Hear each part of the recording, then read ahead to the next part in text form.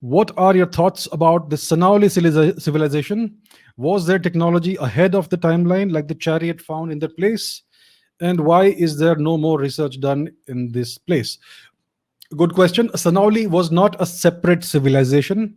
It is an archaeological site. It is an archaeological settlement.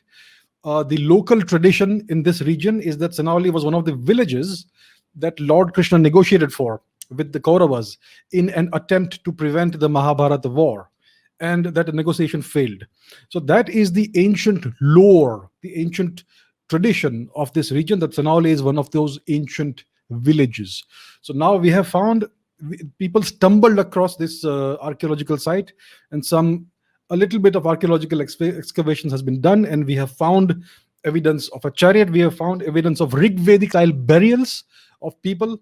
So the Rig Veda does prescribe. I mean, in the Rig Veda, there are many various forms of various funerary practices that are mentioned, and one of these is this burial, this form of burial in.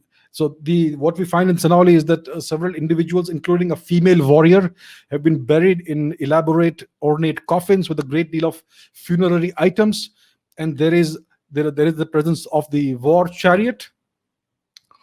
And they have also discovered a weapon, various forms of weaponry, including bronze or copper swords, antennae swords, which bear a striking resemblance to certain similar swords that have been found all the way to the west in Mesopotamia. So that is what we know about Sinauli. It is an ancient site, very ancient, about 4,500 years old, or maybe more, if I am correct. So that's how it's a very ancient site. It is definitely around the time of the so-called Harappan era of our civilization, and it is the oldest. It is the first evidence of chariots within India, and if it's the first, it's the oldest one. There may be many, many, many more examples and ancient remains of chariots, but we have not yet looked for them.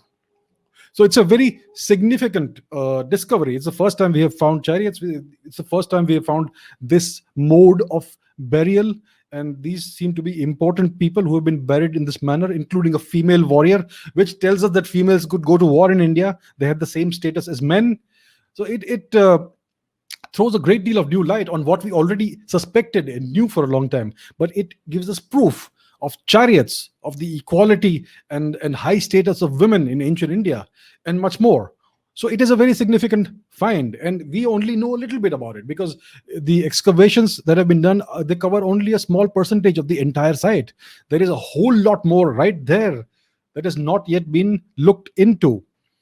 So I hope in the future, in the coming years, the archaeologists will spend more time and money and excavate this site properly. I think there could be a lot more waiting to be discovered right there.